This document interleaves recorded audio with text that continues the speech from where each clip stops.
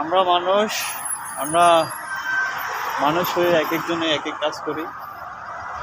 তো আমাদের আসলে কাজের ধরন ভিন্ন হলেও আমাদের মানুষদের যে কাজের যে অসাধারণ ছোঁয়া, নান্দনিকতা, সেটা আমার এই যে পিছনে বিল্ডিংটা দেখলে বোঝা যায়। এটা বিল্ডিং না, এটা হচ্ছে মসজিদ আর কি।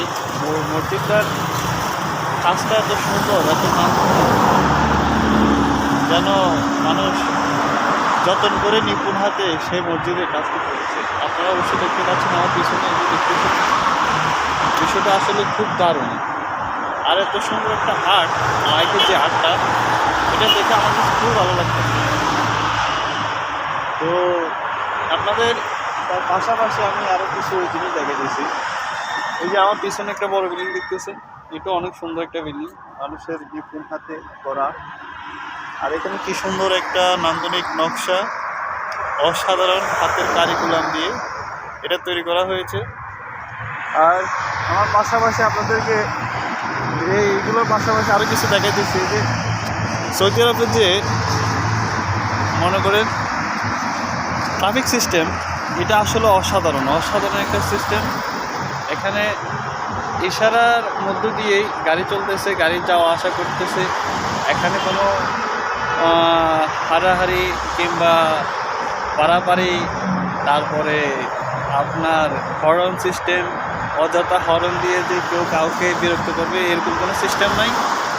এখানে ইশারা ক্রস করলে 3000 রিয়াল জরিমানা, যেটা বাংলা প্রায় 1 লাখ সমান। তো এখানে আসলে ট্রাফিক সিগন্যাল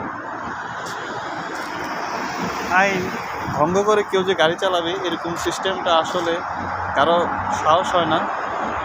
এই যে এখানে আরেকটা দেখতেছেন আপনারা, ট্রাফিক সিগন্যাল দেখতেছেন, এখানে লাল বাতি চলতেছে, গাড়িগুলো সুন্দরভাবে দাঁড়ায় গেছে ভদ্র ছেলের মতো, আসলে ভদ্রদের মতো। তো আপনারা যারা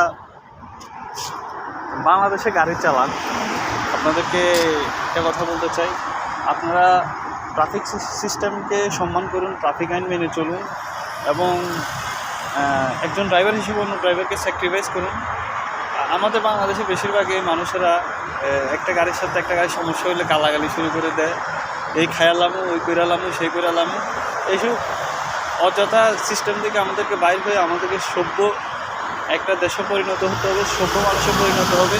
তাইলে আমাদের দেশ, শুধু সৌদি আরব না, আমাদের দেশ আরও অনেক সুন্দর হয়ে যাবে। আমাদের দেশে কিছু কালচার আছে, কিছু সিস্টেম আছে, যার ফলে আমরা আসলে